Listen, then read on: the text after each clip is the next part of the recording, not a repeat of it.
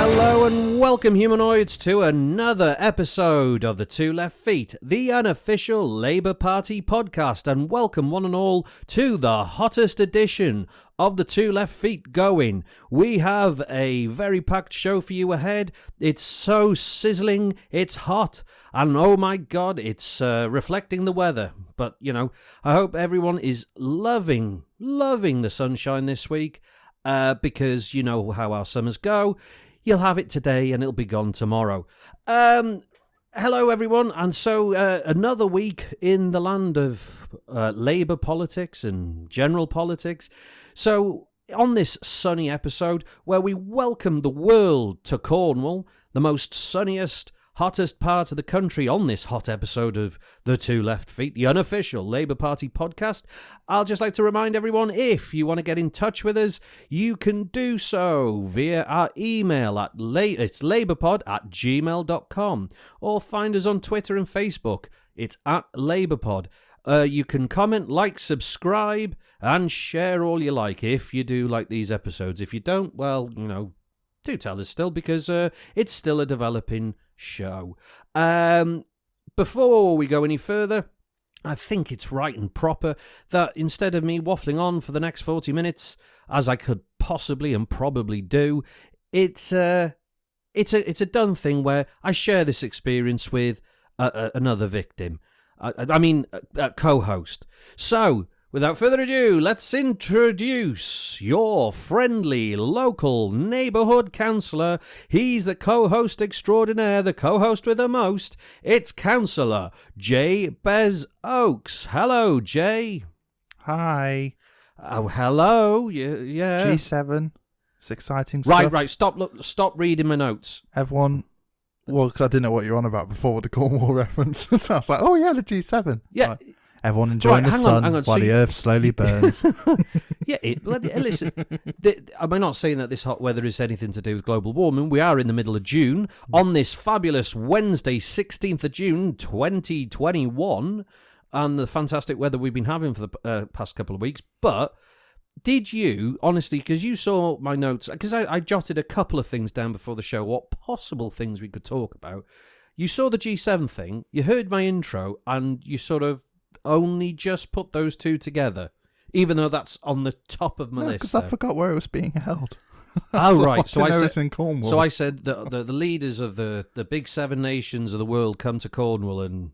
Well, there's the problem, isn't it? When the big leaders of the world all meet and they say, oh, where are we going to meet? I know. Cornwall. Yeah. Why not? There's your problem. Cornwall's a fantastic part of the world. It is. I haven't been to Cornwall in a long time. I used to work down there when I was in a previous occupation. Yeah, which we've discussed on the podcast before. But yeah, because that was a really good area with all the holiday camps and everything, and it was a good time. So G7, I'm not going to go into massive amounts about the G7. It's been done to death on the news, and you've all heard it. And one of the little sort of things is, do you think it went well? I mean, given that, you know, the Johnson was looking as scruffy as ever. And out of all of them, he was the one who looked like the dunce in the class. Well, he is the dunce of the class. Yeah, Compare the world leaders and their qualifications and experience to him. He's a journalist. You know, like... self-publicist. Yes, and a self-publicist. I mean, given, and we've said this before, he's a very successful self-publicist. Mm-hmm. I mean, he's got the top job in the country from doing that. Yeah. You know, doing politics and self-publication. I know there's a lot of things coming out of the G7, and there's a lot of things coming out of different one-to-one summits. I know I've heard America and the EU have I say America, the United States of America, not the whole continent, has decided things about aircraft tariffs and blah-de-blah and a few other things. But one interesting thing that I had a few people picked up on the whole G7 summit was the lack of social distancing and the lack of not abiding COVID rules, and it's rules that are prominent in each one of their countries. So is it one rule for one? And well, they get special vaccines, don't they, Dav? Ones without chips in? Magic vaccines. Yeah, they don't have the Bill Gates chip in them. No. They get special. They're chip exempt. They're chip exempt. Chip free. Oh, that's bad. Mm. So no social distancing, very, very touchy-feely, no masks, which is fair enough. That, you know, I mean, what could possibly go wrong with inviting people from all the different corners of the earth to one location to then stand around each other in very close proximity? Well, Johnson's apparently already had it, hasn't he? So if you've had it, then that's fine. No, I'm saying... Is he more vulnerable? Because you can have it again, can't you? If it's really it depends. I mean, if he was in a very, very serious condition. Allegedly, you'd think he would really not want to get it again. Yeah, I mean, he did stand on the doors of the number 11, wasn't he? That he stood on the doors of. He even went to the wrong house. That's how confused he was. Yeah, and he looked like he had a massive hangover. But yeah, of course, yeah. I mean, yeah. So if that's the case, then if you've had it and you know you're all right, and if it's only your mates and you're only having a little party in the garden, does that mean that? I wonder if in to go slightly serious, I wonder if they do have all like they test all the time and they're surrounded. There's like a bubble system going on or something. So it's a definite thing that people from different countries, different continents, all coming in to meet in one specific location, as long as they are rigorously tested, then it's okay. And double jabbed and double tested. So why? I wonder if there's bylaws as well that allows that area to be exempted from our regulations because of diplomatic immunity and that sort of thing. Oh, don't bring that one up here. I got diplomatic immunity. No, I'm not. Sorry, I'm not being defensive. I'm just stating what the facts are. Yeah, but to be fair, that's the only immunity that'll be going around that bloody party. I mean, there's not going to be much else. You think that was the best joke you could get out of diplomatic immunity jokes, to be fair to you. Yes, that was really good. No, it's good. I'm saying it's good. I reached for it. I grabbed it. I got it. And it worked. But what about all the workers, all of the aides, all of the not that I'm a different virus, but with all of the different things that are coming, you know, different people and staffing and. Are all of those double jabbed and tested as rigorously? No, we don't know. No. Okay, here's another thing. Here's another question to go along with it. So, given that this is a bit of a hot pot and a bit of a melting pot, and it's been given special clearance because of the, you know, enormity and the gravity of such a meeting, and it has to go ahead, and it has to be a more personal, touchy-feely sort of affair where politicians sort of stroke each other in weird ways. Is it okay to send in a 90-plus-year-old woman in the middle of it to then do the same social she's not human. She's not human, is she, Dav? So wow, she's a lizard woman. Wow, so it's completely different. Right. Just for the listeners, I'm not the royalist. He is. Jay, you know, I've never been a monarchist. I'm not necessarily completely against them as people, but in terms of... I'm an Elizabethan. You're an Elizabethan? Yeah. Explain that. So once she's gone, I think we should get rid of it. Completely? Yeah, I think so. Or maybe more into the Japanese imperial model, which is ceremonial monarchy. So it's completely ceremonial. You started this discussion. This is all your fault. Right. No, it's not. We had a little discussion before this saying, you know, people who have been listening into this who know us said something along the lines of, what, is it just you and Dav talking the normal that you usually do? And then you said yes to them, and they said, well, I could do that anyway. Yeah, and they've stopped listening. Which is great. Fantastic. It means the rest of you can actually hear this for the first time. And this is the thing, even though it's the same old things that we talk about, if it's new to you, it's new. It doesn't matter if it's old, if it's new to you. So they trot out Her Maj into, you know, this hot pot of possible COVID infection. To what? Because he's got no class, so he has to bring in someone who actually knows what they're doing. Yeah, basically. I mean, she's the last shining light of our crumbling nation. Wow, if that's how you describe it. So and a lot of people commented on that and said she cut up a cake with a sword. I watched that. That was insane. And the worst part about it, she did it the wrong way around. Yeah, Yeah, no, it wasn't just the fact she did it the wrong way around. So she wasn't using the sharp end of the blade, she was using the blunt end. It was the fact that after she just basically shoved a blunt piece of metal through a cake, she then grabs the sharp end with the palm of her hand. I'm just thinking, who the hell is giving her that? Well, those swords aren't sharp, are they? Are they not? That's probably why she couldn't cut the cake. Why, they're just ceremonial? Yeah, they're not. No, yeah. So she knew better then. These are not sharp Well, swords. did you hear what she said, which I found funny? And it's like, oh right, okay, she's she's just enjoying the whole thing now. It's just like when they all went, there's a knife there. She said, I know there is. This is more interesting. I want to use the big sword on a cake. I'm the bloody queen, mate. Yeah. It's just like, all right, I'll give it if she wants to have fun like that. She's perfectly entitled to. Yes. So there you go. So G7. I mean, will it do anything? I don't know. People get very excited about the leaders who all meet each other. It's the background work. It's a chance for all the diplomats to meet. It's not the leaders. Yeah. It's the other people. So you said the rather, the quiet issues of aircraft tariffs and that kind of thing. These are things that need to be sorted, and it's good to be sorted in one large room, involving the 7 largest economies in the world. And the show at the top has obviously taken the headlines, but these things are good and they're important that they happen. And despite the jokes, these are not big, conspiracy events, New World Order nonsense. No, they've happened for centuries. Yeah. Leaders and kings and queens or politicians or whatever the representative of the country, that there's always been meetings like this. If they're not talking, they're fighting. We don't want them fighting. No, so let them talk. Yeah. Let them eat cake while they do it, with giant swords cutting them up. Right. Lots of quotes in that section to be taken out of context. Fantastic. Again, I see them, I grab them, I throw them in, and all of them meaningful. That's it. All of them meaningful. Like I said on the top of the show, if you do want to comment or get in touch with us or express your views, whether you agree with me or disagree with Jay, like I said, you can do at the email labourpod@gmail.com or at labourpod on Twitter or Facebook. Vaughan has got in touch via at labourpod on Facebook.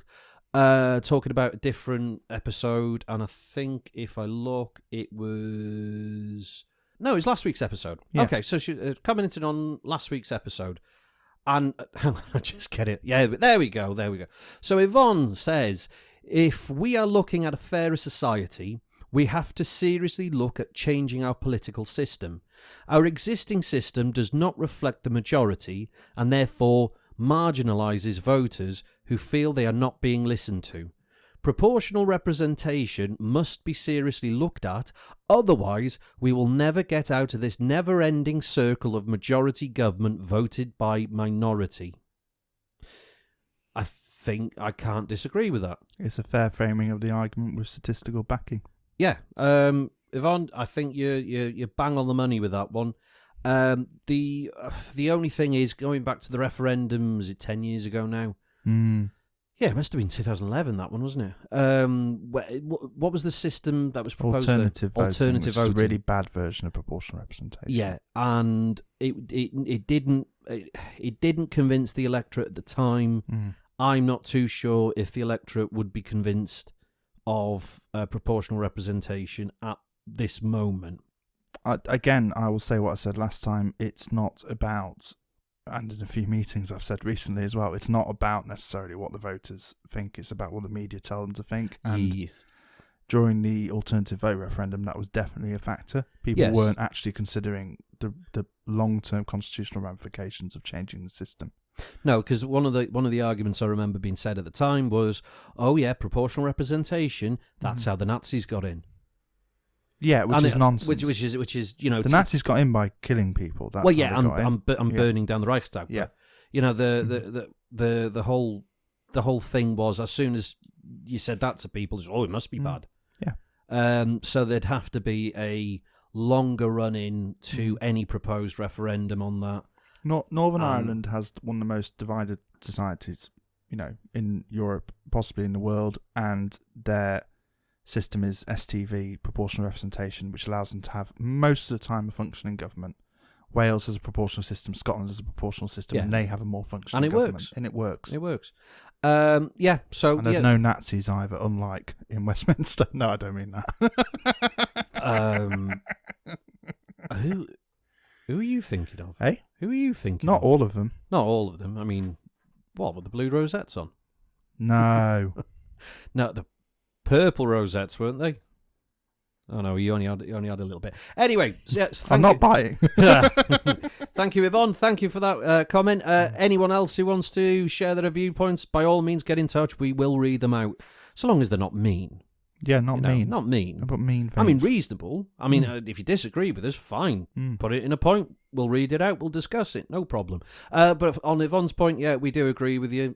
I think moving that forward, it's going to take.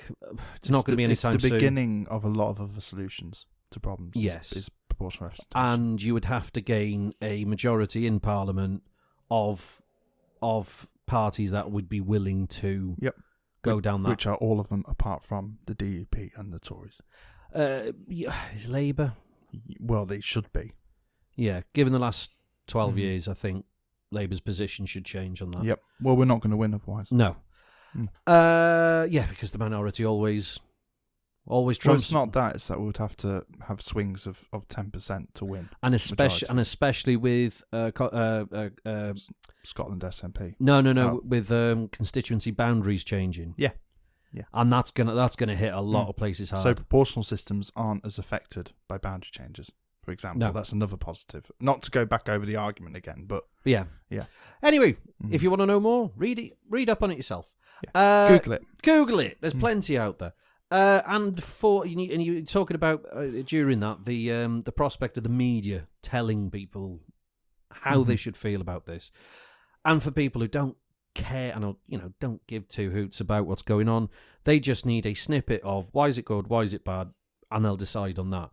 And in that light, we have got a brand new news channel this week that started on Sunday. Oh, I thought you meant us. I was like, I don't know if I can commit to that.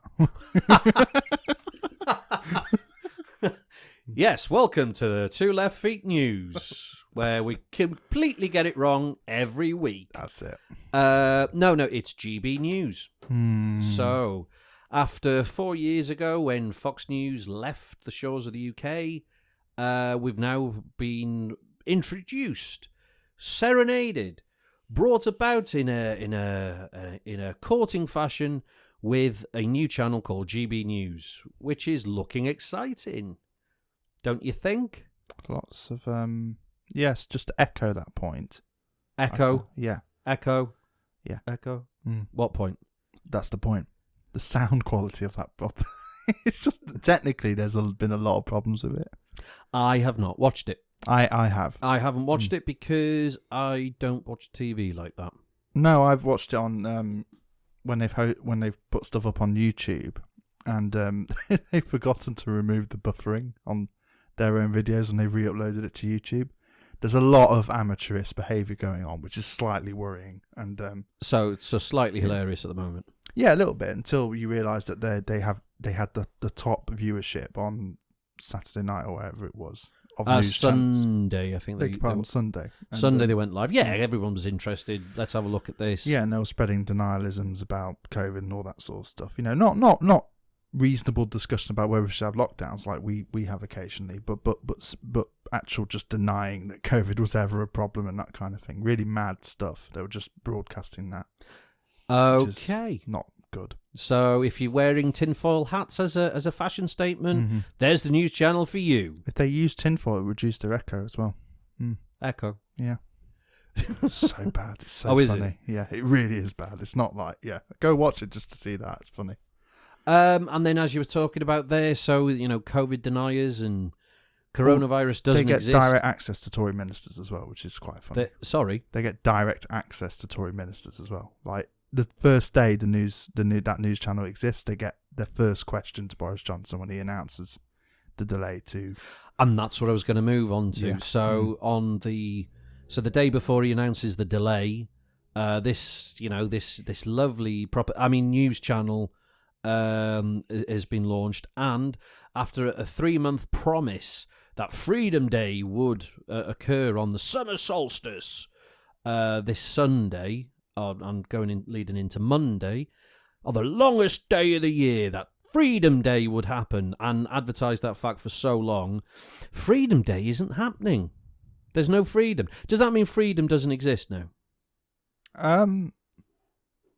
Or I mean, I know it's a contrived question, but this is the thing. It feels like a 1984 sort of, this is a day where you feel happy, and then right, okay, because the quotas haven't been met, therefore we have to push it back. But everyone understands, of course. I got slightly annoyed the other day that someone said, "Oh, we're going to give you your, some more of your freedoms back," or something. I think it might have been Ellen Ed Morgan. I got a bit annoyed about that, and it's like, no, you're not giving us more freedom. You're not giving it back to us. You're lessening the restrictions you've placed on us. And I think that attitude does need to be re-established, that we had freedom already. It's, we always had freedom. You've placed restrictions which you're now lifting. You're not giving us our freedom back. No, and it's restrictions under consent. Yeah. So we could everyone could just stop. Yeah. And if everyone wanted plenty to, do, and that's what they're doing, and that's and more and more people. On I think it was on Saturday there was another anti-restriction protest in London. Another one quite big. There's been quite big protests on that front, and it's not covered. Don't know why. It's covered by GB News. Is it? Yes. Well, there we go. I mean, as long as they cover all the protests that never get mentioned on other channels. No. Then I'd say that's fair. But at the moment, this is the concept. It's not freedom's been taken away from us and given back. Mm-hmm. We all have the freedoms. They govern by consent. If the consent isn't there anymore, we can, as a majority, say, sorry, no, that's... But at the moment, everyone is still on board just about. The vast majority are. Anyway. I mean, that figure's lessening. No, of course. As time goes on, because I think this one by Boris was a complete gaffe for anyone listening in England, because I think you're in England being told lies continuously. You get told, oh, it's only. You're being gaslit, aren't you? Yeah, it's only it's only a little lockdown to save Christmas. It's only a small short lockdown to save New Year. It's only until March. It's only it's only till June 21st. It's only another 4 weeks. Whereas, and I know there's people who have issues with Mark Drakeford and Nicola Sturgeon in Scotland. But I mean, speaking from listening to Mark, because we're in Wales, speaking about Mark Drakeford's policy on it, it's been, we will decide as and when the results are given to us, right before a decision needs to be made. And he has a 3-week cycle where every 3 weeks he then, as a government, as a Welsh government, decide, right, these are the figures here, and here. We will unlock sections, see how it goes. If we need to pause, we'll pause. If we need to stay at a level, we'll stay at a level. If we need to step back, we'll step back. I think it will be difficult to step back from this position, even with rising cases, only because the whole vaccine issue, and with vaccines, once you've had, you've been double jabbed, you do sort of need to start mixing after that for vaccines to work, and be fully effective. Just as a point, I think with rates going up, that's fine. That's to be expected. Rates will go up. People will start mixing. It will start spreading. That you cannot stop that. That will forever happen. The interesting and the most safer point is that with the rise in number in cases, if that rise goes exponentially up, but the amount of critical or percentage critical care goes significantly down, then the jobs are good and we're on a home stretch. Well, this is why 3-week reviews are the best way forward. Because you can analyse that data. Dates. Yeah, and you can analyse that data in those increments. So if, however, what we're experiencing now is cases going up, but the critical cases going up at the same rate, right, we need to slow down brakes on because this vaccine hasn't worked. And there's a possibility the vaccine might not, but I mean, it's looking good. The data's looking good, but if the critical care side of it is not, then we, as a Welsh government, he takes a judgment every week pretty much, which is why he tweeted this week saying, whatever Boris Johnson says tonight does not apply to Wales. It only applies to England. We are reviewing every week. And then there was a social media blast telling businesses about all the support that the Welsh government continues to provide. Yes. Which is the right approach, rather than having this chaotic system which Westminster and Whitehall seem to have about, we'll just leave it to the last minute and then announce it. It's fair to poise criticism at Mark Draper because he doesn't give a timeline. But having a timeline and leaving it to the last moments of the timeline to announce the next part of the timeline is invariably worse than not having a timeline at all, because it ruins the point of a timeline. Yeah, but giving a hard timeline is idiotic when this virus is so unpredictable. So when we have a situation where and he does sort of say, if the figures go the right direction, and he always puts the point, if this happens, we can do this. However, if it doesn't happen, we either have to pause or step back. And he says we review as we go along. The Johnson hasn't done that. I don't think he's capable. No, and as we've discussed previously, especially with the Cummings saga, he still doesn't believe in treating a virus in the way that we have in lockdowns and isolation and trying to keep people apart while effective vaccines are developed. But and this is the balance. Well, that's what Cummings said. I mean, there is evidence from Boris Johnson's mouth himself that supports the view that he does believe that, but there's nothing. Yeah. Yes, and I mean, just to put an end on this, especially with the total gaffe and the lies, and it is lies. You can't promise something and then take it away in such a manner. When he said it as a certainty, come what may. Which as you pointed out, it's his mentality that we're opening up and that's it. Which I think a lot of his supporters would want. But on the other side of it, if you're going to hold yourself to a hard date, which is ridiculous to start off with, that's the stupid thing there. Then going back on it in such a way, you're losing the consent of the people to carry on. Yeah, you're ruining the mechanism, aren't you? You're ruining the idea of it. Because I know there's people going to be listening to this saying, well, no, hang on. If it is the case, he should do a U-turn. It's the right thing to do a U-turn.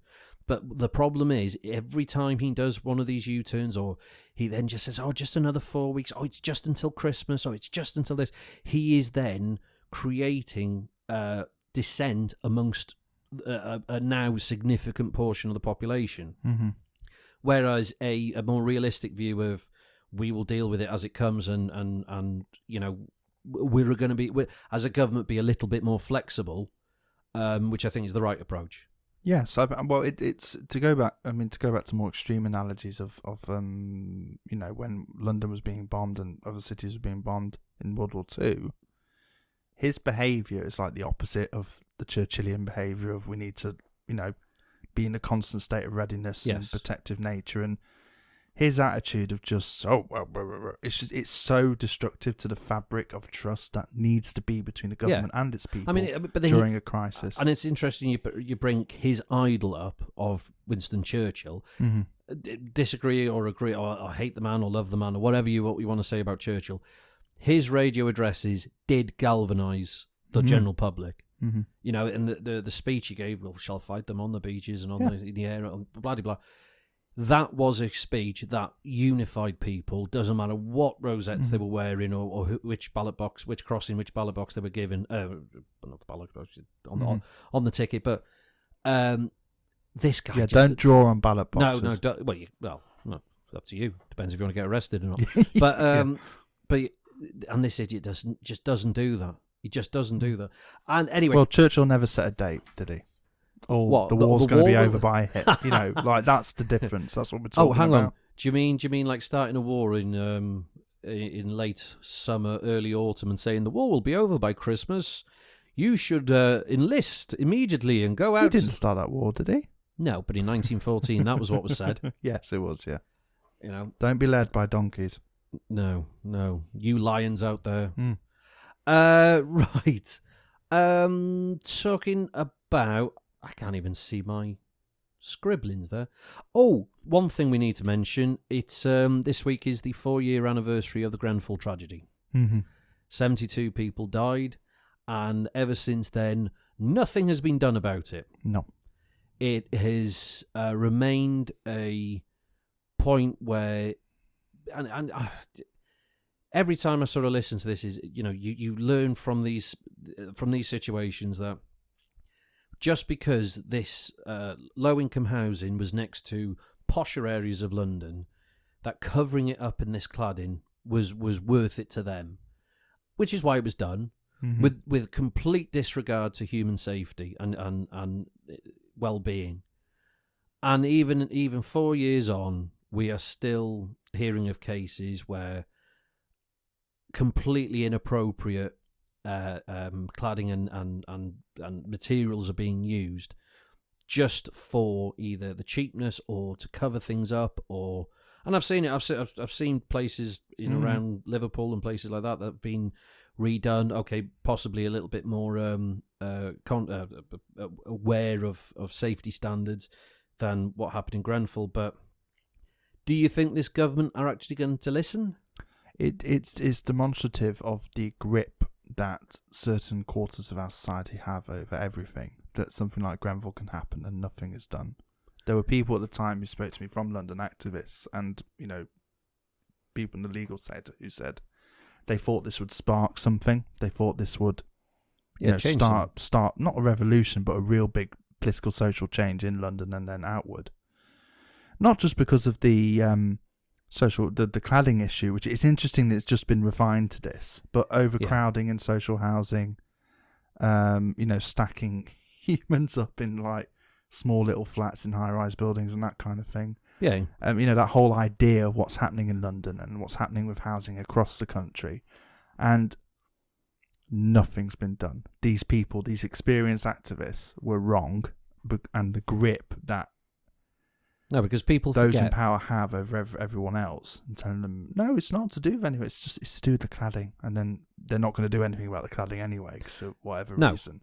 Which is I know you're saying the conversation's gone down just to the materials, which it has, as I've just pointed out. Yeah. But even on that side of it, they're still not doing anything about those materials. They're still there. They're still on buildings. There's plenty of tenement blocks and everywhere in London and other cities that have still got these materials hanging off the side of them. Mm-hmm.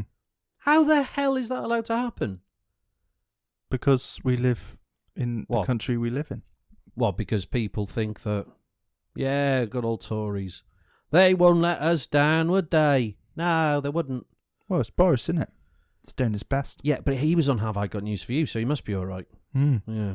Well, they don't watch Have I Got News For You, do they? Normal people.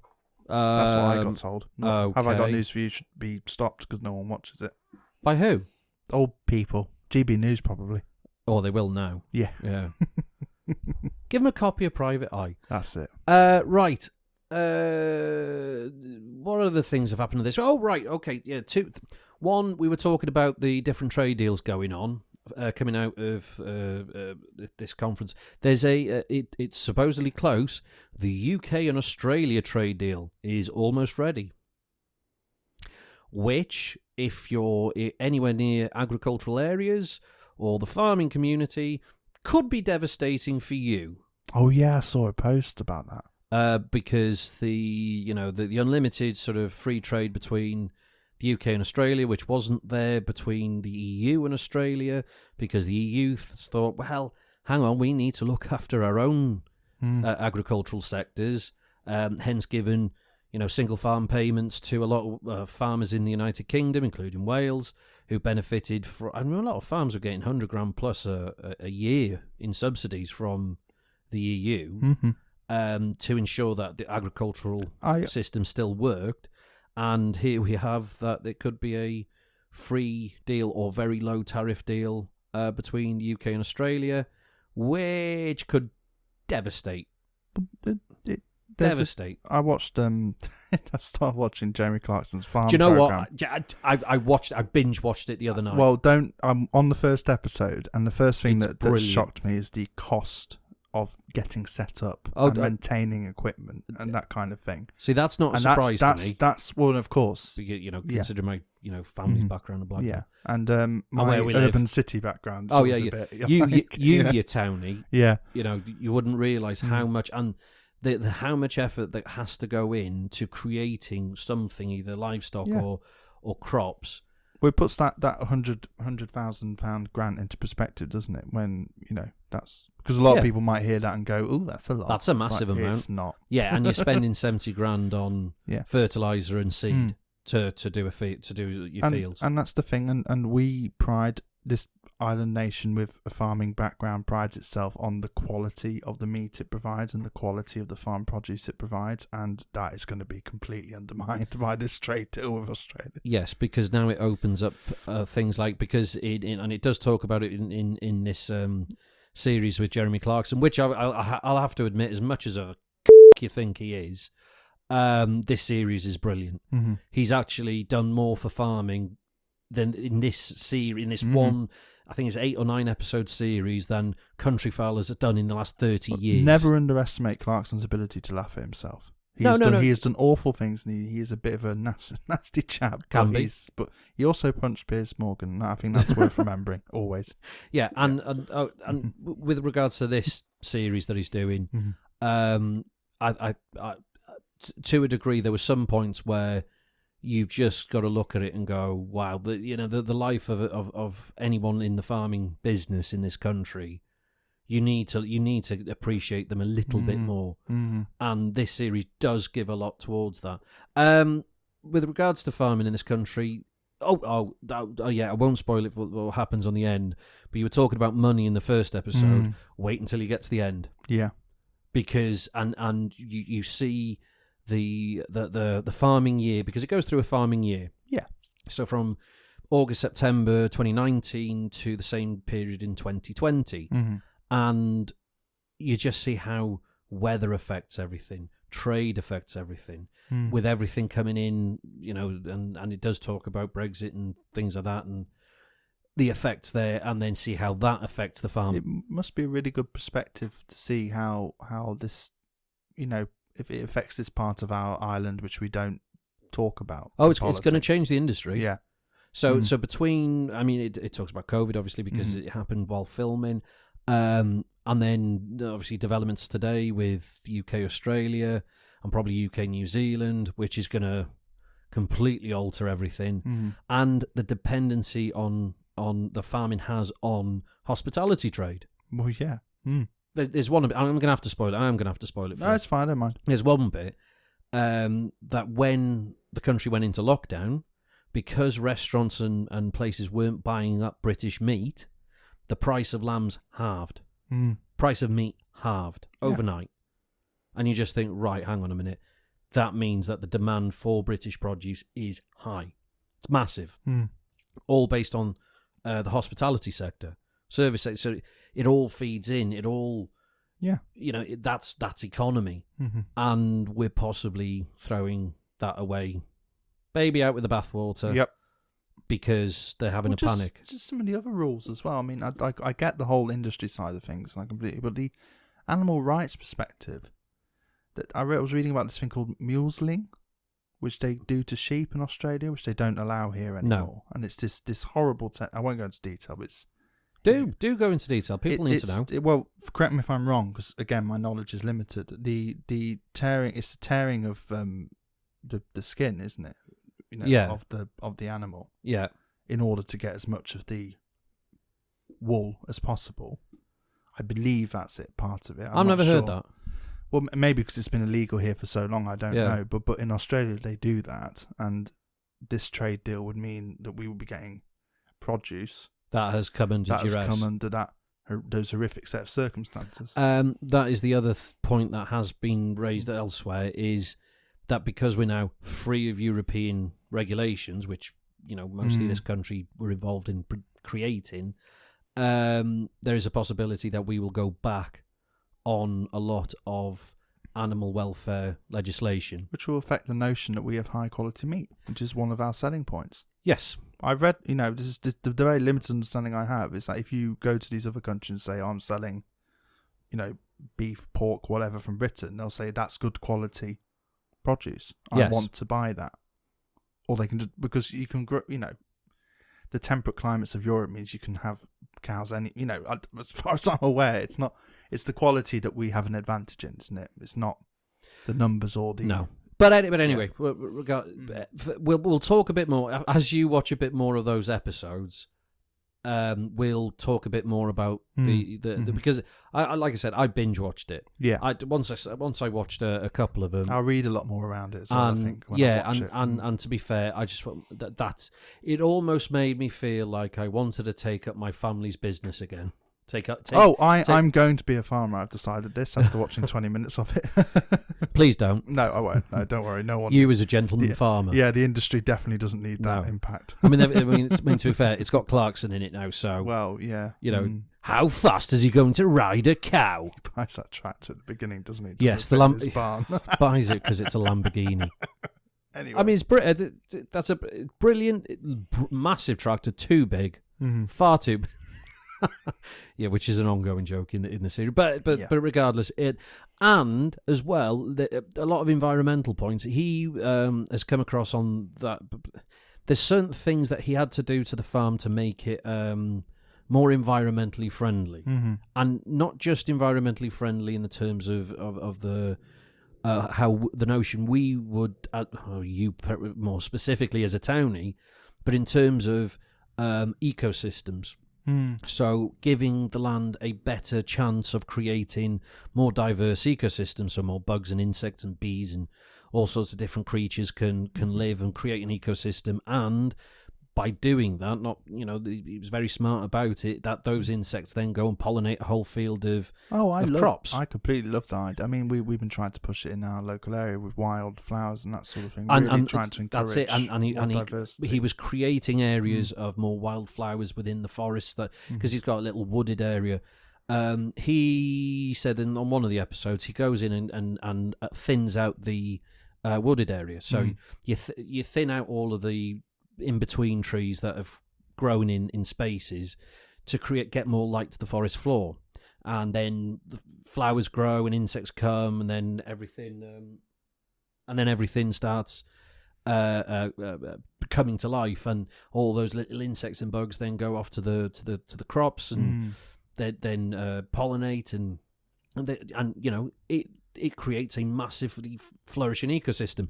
He put a tweet out to say that he was thinning this wooded area, and he just got massive amount of views. Yeah. And then Nike said, it's because you don't understand how important it is that to manage this land, to get the best out of it, to make sure that these bugs and insects and flowers do grow and have the room to, you have to do it. Yeah. Well, we're thinking about this. We have a small holding, which obviously doesn't have any animals on because we're townies, but there's obviously there's a lot of thinking into the whole sort of making it diverse and encouraging ecosystems and all that sort of thing. And it's not just about leaving everything alone; it's about cultivating it. Might be called farming. Is that what farming is? I think the whole thing, but But anyway, like I said, talking too much about that. So, if you do want to give it a listen or watch it, it is on Amazon Prime. You might have objections to Amazon, but there we go. Just phone Amazon up and say that, and then I recommend it, even if it's a Clarkson thing. David recommends Jeremy Clarkson's farm. See how he rides a pig round a corner. See it squeal. Actually, Lamborghini pig. Yeah, there's no pigs in it. There's sheep, but no pigs. One of the subject. Actually, two of the subjects, but one of the subject is this whole thing because it's the Euros. The Euros are on, which only come about every 4 years. I mean, 5 years. What's that, Dav? It's football. Right. Okay. So, sorry, I didn't realise that you didn't do football. You're a Leeds fan. No, I do football, but other people listening might not know what the Euros are. I think they they might do. be because of the subject of this podcast. They might be thinking we're suddenly talking about the currency, and that's coming round again. Oh yes, the euros are coming round the again. the euro They're having against a rally. the pound. Yes, no, I mean we're talking about the euros as in the football competition, which was delayed from last year and brought on to this year. You're going to make me talk about taking the knee? I am, because this is a politics thing, and it's a football thing, and it's crossed at this point. So I'm taking the opportunity to talk about it. Do you agree or disagree with players taking the knee before the game? I think players should be allowed to do what they do. As long as it complies with the rules and regulations of FIFA and UEFA. And FA. Well, and the English FA have said that it's a thing. It's a part of this past season's show of solidarity with the BLM movement of last year. There have been fans and vocal fans who have actively booed the act, which I disagree with. If fine for them to disagree with the act, but that's fine. They're the same kinds of people who would have booed the Black Panthers when they put their fists.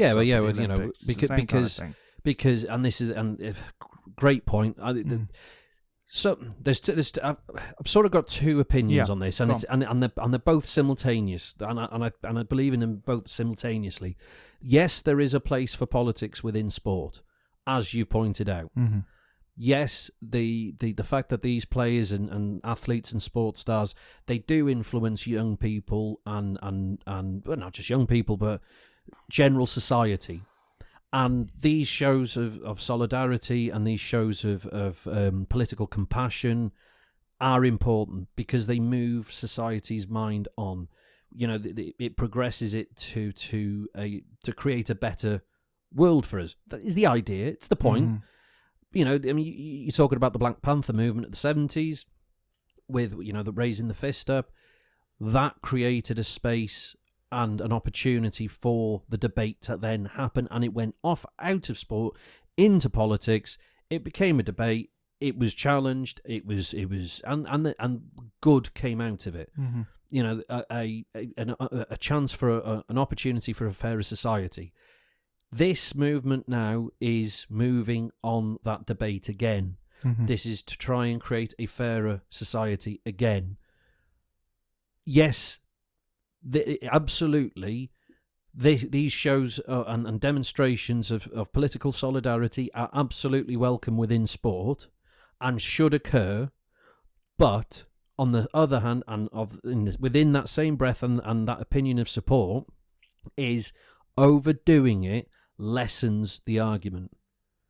So whereas a year ago when this ceremony started to take place and they said it will happen for the season at least, fair enough, we accept that. I worry that doing this just out of habit and ceremony loses its impact, doesn't have the same volume of it doesn't create debate on the subject. It creates debate on the fact that should it be carried on, that should this act be carrying on, and this is where a lot of football fans are probably booing from. They're not booing the debate or the political solidarity. They are actually booing the fact that this is now there's 3, 4, 5 different things that have to happen before a game starts off, all of them showing different solidarities and unities with different causes, where people feel that it's over-egging the impact of it. Would you agree with that, or is there a different argument to that you could put forward? I think it's a very good argument, and I think it's something I have a problem with when it comes to poppies and that sort of thing. I worry that people are wearing them and not realising what it's for. And we've had lots of interesting discussions about that. We have over the years, yes. And I think we probably will do in November. We will do in November, and I think my views Stay tuned. And I think my views have shifted.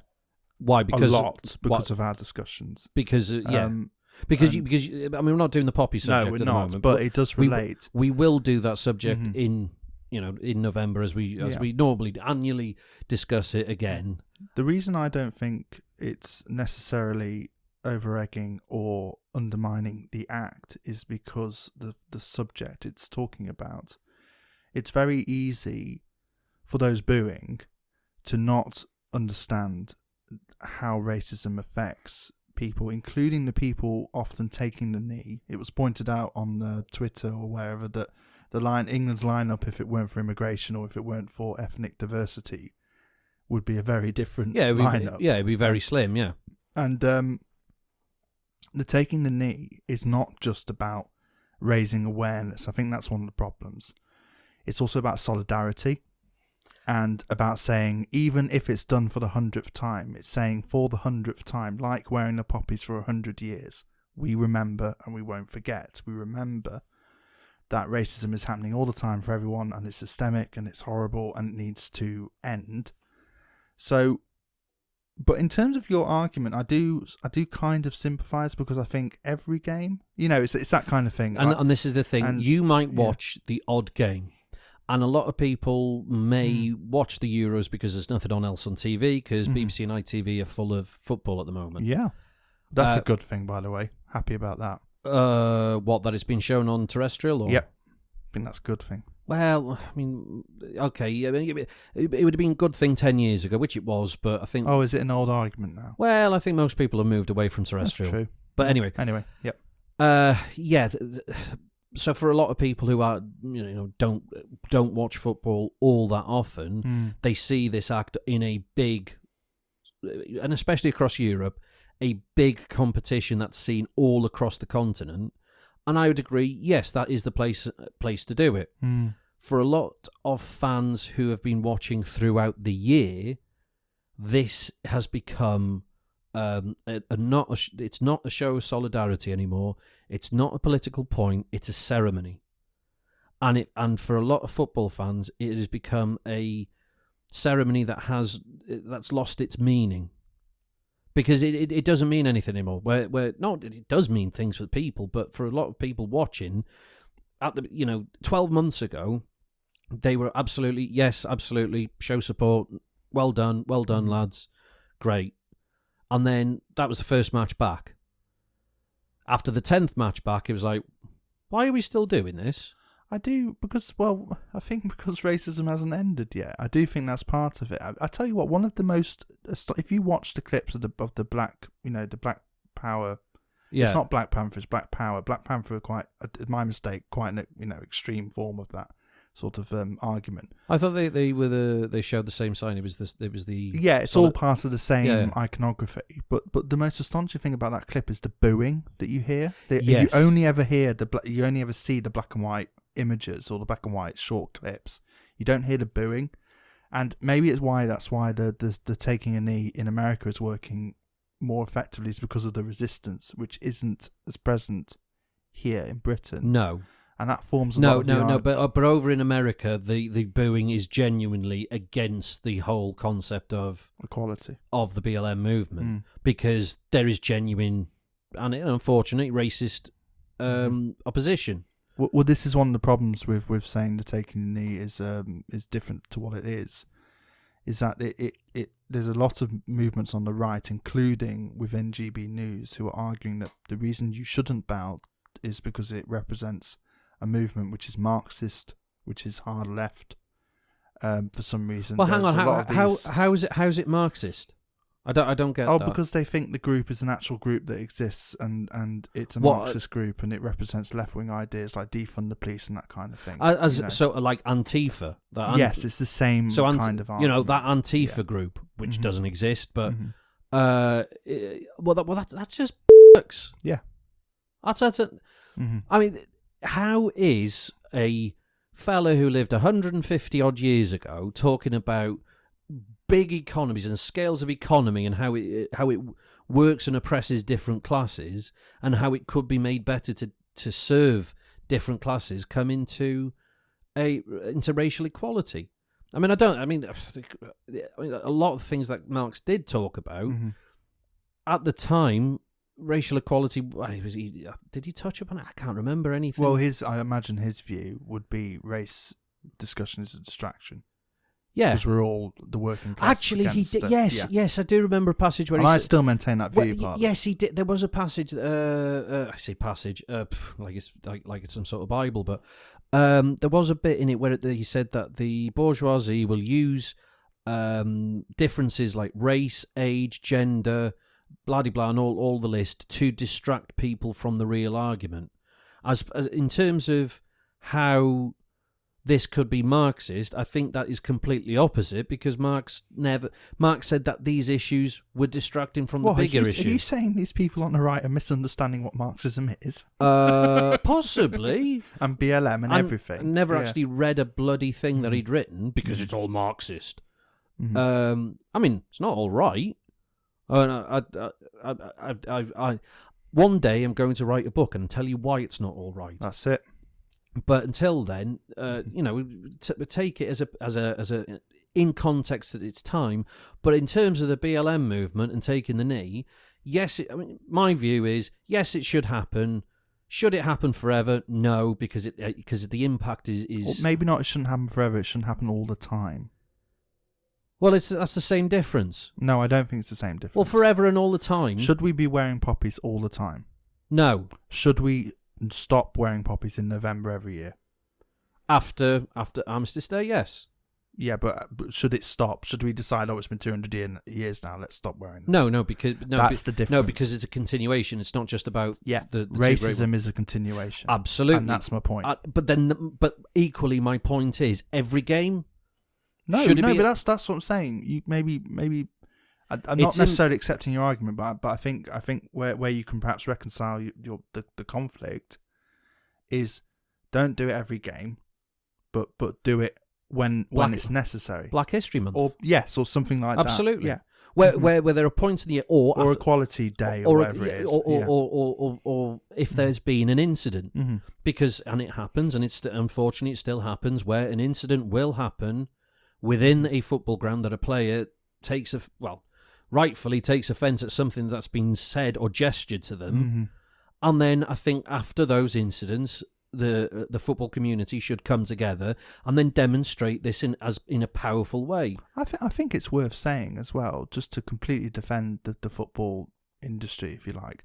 One of their biggest campaigns they've had for a long time has been end racism. That kind Absolutely. It's a huge effort on the part of FIFA and others to really stamp down on this kind as of bad thing. a reputation they have for financial dealings. On the other side of it, they do their best. And I think maybe that should be taken into account. And that comes from the fans. That comes from different fan organisations of the different clubs listening to the clubs, listening to the fans. The clubs then petitioning the UEFA and FIFA or the FA or the different FAs. And those changes coming about, absolutely, because it's still a working class game at the heart. But I worry that the reason why these fans are booing is not because of the meaning behind it. It's the fact that they are tired of this ceremony. It's just the ceremony, because it has no meaning to them anymore. They already support this movement. And then we need to rebuild the meaning, perhaps. And it should be like you say. Poppies come out once a year, and it has meaning and has impact. And then during one home game every year, during the league season, there is a moment of remembrance, as close to Armistice Day as possible, and everyone in defiance of FIFA. In defiance, absolutely, in defiance of FIFA, UEFA, because they have they've said no political dealing, and the same, taking the knee's the same as well. It's under that same branch, but they've allowed it, and especially on Armistice Day, they've always allowed British clubs to show and have a moment of remembrance, and they always have, and they've just allowed it. But in the same way, the impact, and by the way, on when a moment of remembrance takes place in a football game, it is eerie. Yes. 40, depending on the size of the ground, 40,000 people or so, silent. Yes, and football fans shouldn't be thought of as an uncaring bunch. And that impact, and then what you get then is an impact where people actually do remember and do look and do remember the people who have fallen, not just in the two great wars, but every war since. I'm thinking of other events as well. I mean, the 96, all of that sort of stuff. The solidarity that can be built within the footballing community is huge. But I think your comment is a factor. I think the frequency and everything is a factor, and it's interesting to consider that, which I hadn't before. And I've heard other people say similar things about equality and the ways things are campaigned. I do think the injection from the right of this whole BLM being a Marxist front thing is a factor, and I think that's a problem. Well, and that detracts from what the cause is. Yeah. But there we go. That's just my. If you've got different opinions and viewpoints, by all means, get in touch. Don't be mean.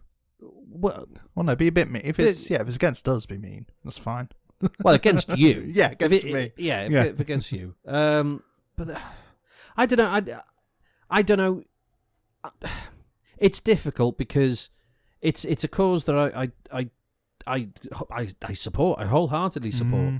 But I also see it from the other side where I go, well, that's lessening the impact. That's not getting the message across. You're not making the telltale. I think this needs to be said. You're not making the telltale argument of, well, it's football. We shouldn't bring politics. No. Definitely saying that. You're saying it's absolutely concern for the movement. There is a place in football and in all sport for participants, whether it's the clubs or the athletes themselves, if they feel that they should and as a team or as a group or whatever, show the world, because they are idols to people.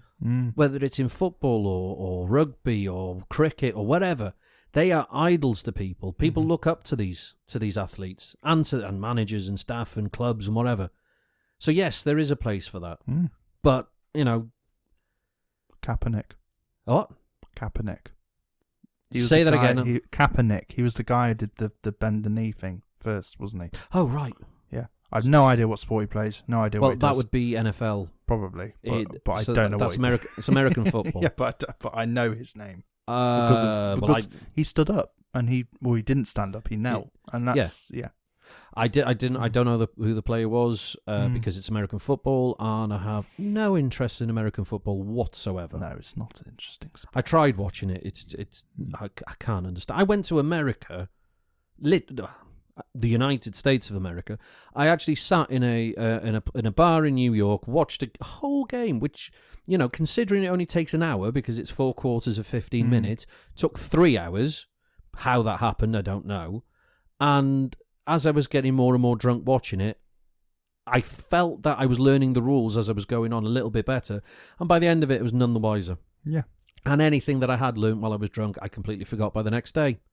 And that is my experience with American football. It just feels like we've mixed rugby with chess, it seems to me. That's what it feels like when rugby, I watch it. Rugby with shoulder pads. Yeah. And weird injuries with American football as well. It's because they wear shoulder pads. Yeah. Anyway. One last thing before we... there's two last things. Other than we're in the middle of June. By the time you listen to us next time, the longest day will have passed. And my birthday. Well, both of ours, actually. When are you? I'm not telling people. You're the 20th? Yeah. You're Saturday. You got a Saturday. Sunday. 21st? 20th is Sunday. Is it? Mm-hmm. Oh, I completely got it wrong then.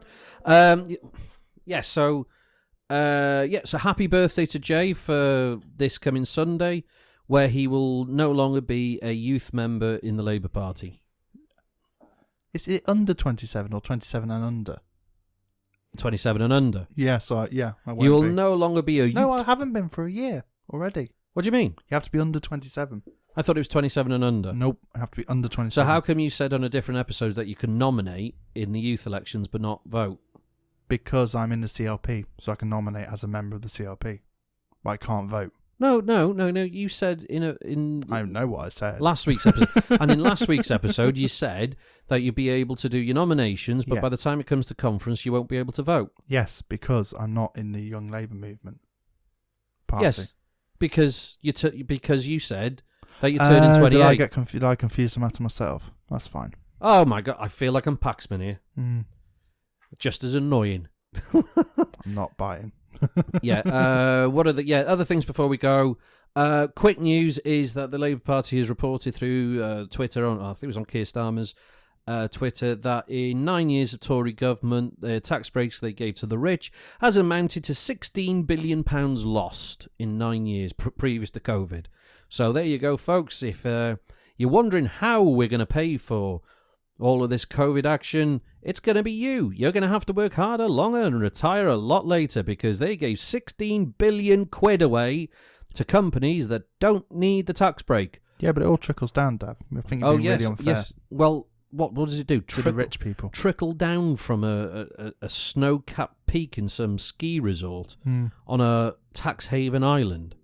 Where's it trickling down to? Bugger knows. So well done to everyone who's been voting Tory for the last decade. 16 billion quid in the hole. That was before COVID. And congratulations, because there'll be generations to come that will be completely financially enslaved to the tax system to pay off the debts of this generation. It explains how we've had austerity for 10 years, yet the deficit keeps rising, doesn't it? Slightly, doesn't it? Yes, austerity. We've got to pull together. We're all in this together. Austerity, so rich people can pay less. That's a great slogan. It's a brilliant. That's a great slogan. Mm-hmm. Last thing, it's LGBT month in general. Really? Do you know who I want actually at some point to bring on this show? And if we ever do bring any politicians onto this show, Lloyd Russell Moyle, is it? Yeah. Or Hoyle? Moyle. Who's the MP, Labour MP in Brighton. He's one of the few MPs who's taken the mace out of the Commons. Yes, one of three. Yes, I can name three, including him. So there's him, John McDonnell, and Heseltine. Yeah. Any more? May have been earlier ones, but I can't remember. Yeah, there's gonna be people, but yeah.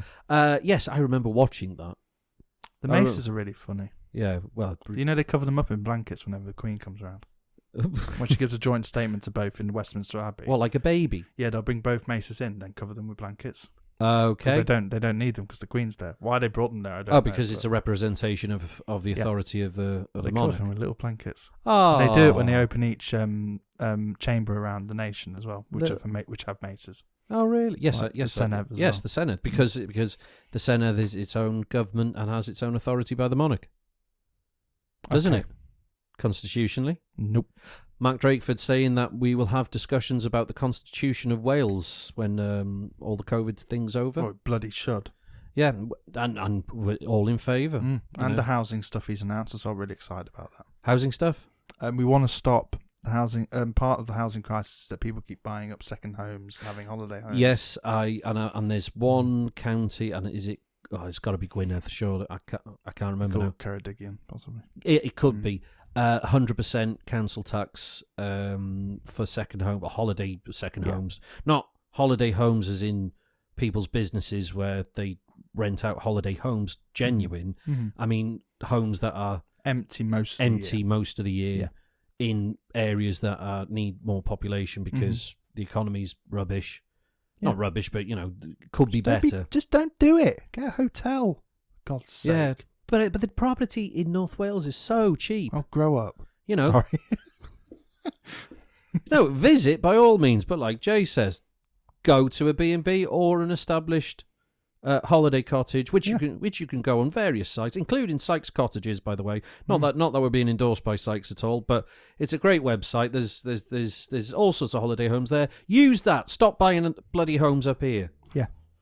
That's it. Or like not the 9 o'clock news used to say, come to Wales, come home to a real fire. That's it. Mark Drakeford's policy, by the way, is just to get us to do Welsh tourism adverts. Yeah. That's great. Oh, how long have we? Oh, we have gone on for a little bit long. Have we? Yeah. Okay. One last thing, and it's this might explode into 10 minutes, but I've got to say, the haulage industry. If people aren't aware, the haulage industry is going through a massive issue at the moment, with a massive driver shortage all across the country. Because guess what, Jay?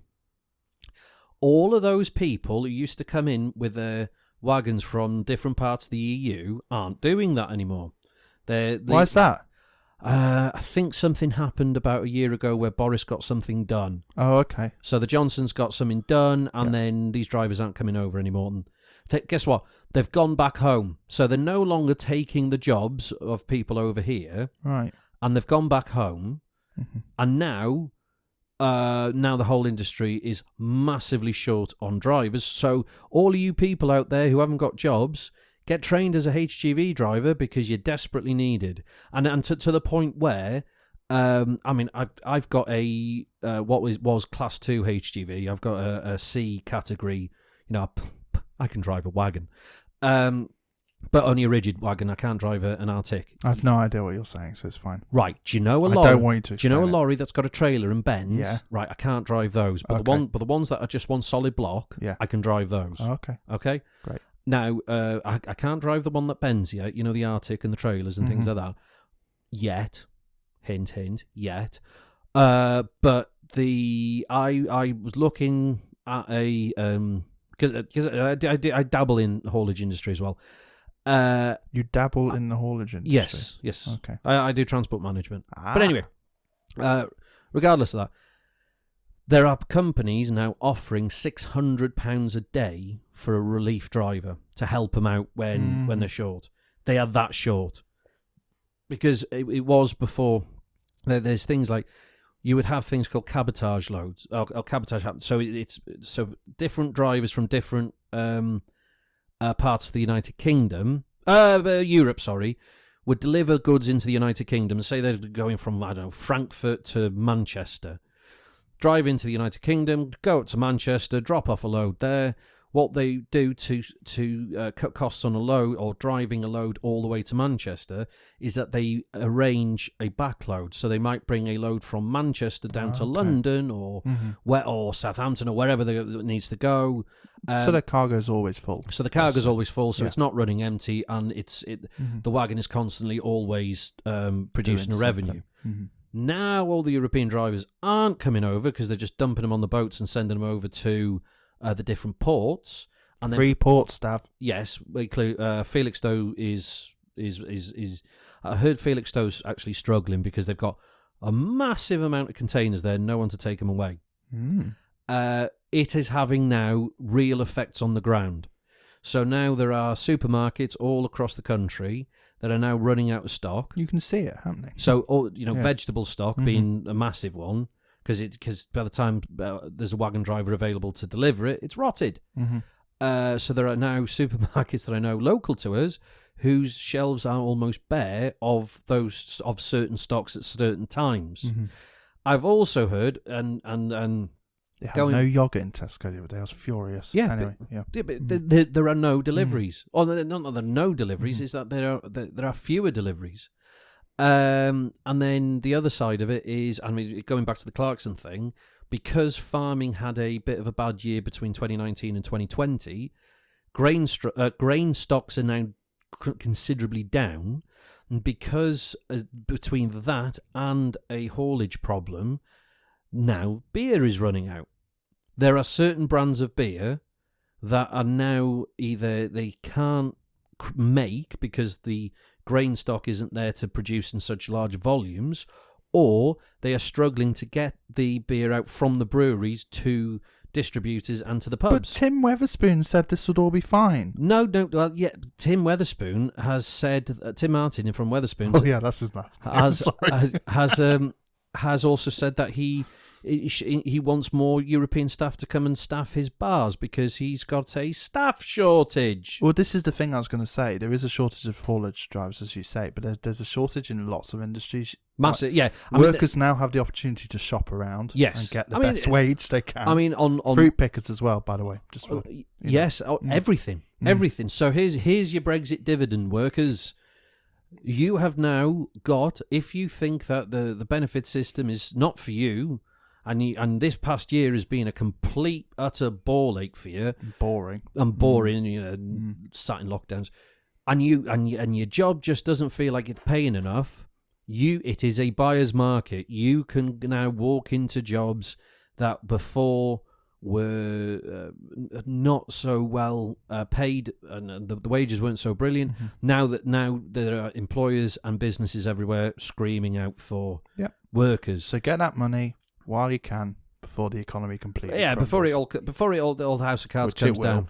Well, hey, they're not so no, negative. unless they fix them. I'm not disagreeing with. Oh, not. I mean, we've managed in 14 episodes, Dave. We've managed to avoid the topic of Brexit. Let's not start now. We haven't avoided it. We've just skirted around it because we had 3-4 years of talking about that. Obviously not on the podcast, but 3 or 4 years talking about that, and we were burnt out with it. But this is the thing. At the moment, it could do with. You taking pictures? No, Are you taking a selfie for your Twitter feed? No, I was replying to a message. No, I don't do it's fine. Fine. Everyone heard you. You take a picture of yourself now on the radio, on the podcast radio, and put it up on your Twitter feed. Hashtag just doing a podcast. Do that. No, I'm not doing it. See how many people retweet you. No, I'm not doing a picture Come on. of myself. No, I don't want to. All right, I'll do it. What, of me? Yeah. No. Oh, you're everyone would want to see you, how you are today.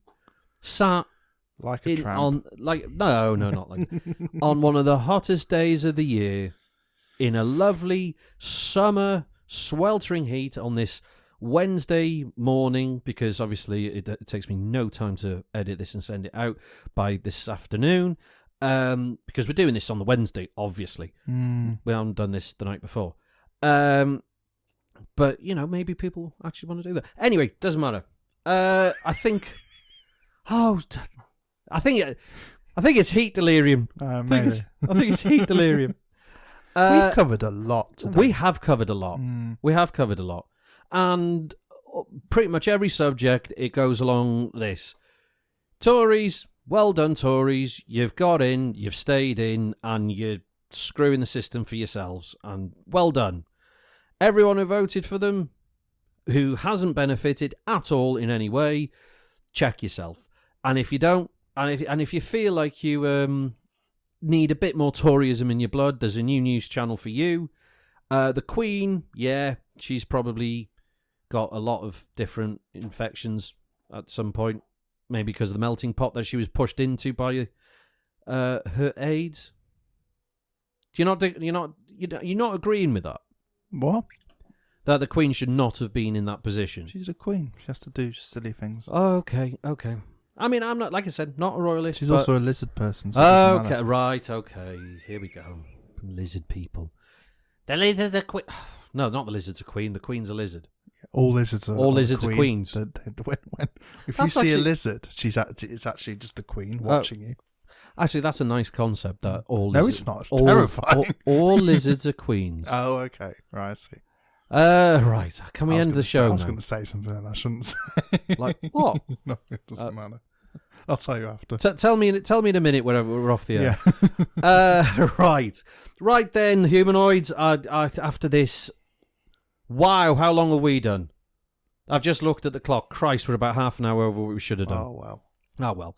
I hope you enjoy these. I mean, we don't do these podcasts for fun, We do it for money. So send us money. No. Money's material, man, and we don't do material. This is definitely heat delirium. Let's just stop.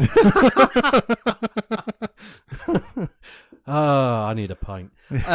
Right, so for all you humanoids out there, if you think that we're actually doing a good job, or if I'm doing a good job and you believe what I'm saying to be true and right and just, and if you disagree with Jay and think what he's saying is utter tosh, which, half the time it probably is, Councillor Jabez Oakes, obviously, then you can contact us. Anything in this show or any previous shows, please get in touch. We will read out your not mean, justified and reasonable comments and emails. Get in touch on our email. It's labourpod@gmail.com. Or you can get in touch through social media. Twitter and Facebook, it's @labourpod. Different platforms that we're on, you can message on those platforms, and I think I get a direct message when you do that. If not, I'll check them all. I know I get direct messages from the Podbean platform. Someone try the other platforms for me. Give it a test. Go on what, Deezer or Stitcher or iHeartRadio or whatever we're on, and what's the one? Oh, Kindle. Is it Kindle? I have no idea. Or one of them. There's one of them. Go on those, comment on those, even if it's just hello. I just want to see if we get the comments from there. But by all means, get in touch. So labourpod@gmail.com, @labourpod, Twitter and Facebook. Give us a like, give us a share, subscribe if you do enjoy these, because you know we do this for fun, but we do this with a point as well, and you know, build a conversation within all people's minds and homes. So like, share and subscribe. So I think that's us for another week. Do you agree, Jay? Yes. Excellent. That's an excellent point of view. I take your point of view and I second it. All vote in favour of ending the show. Shut up. I had like 5 Labour meetings last week. It was ridiculous. Hey, we've got to give the feeling to the, you know, this is what the humanoids want. They want. All right then, Dav. Meeting closed. Okay. So, from your local friendly neighbourhood councillor, Councillor Jabez Oakes, say goodbye, Jay. Bye. And from me, your host, Dafydd Vaughan, we'll leave you now for another week in this glorious sunshine and get back to you same podcast time next Wednesday on same podcast channel. Goodbye, everybody. Bye-bye.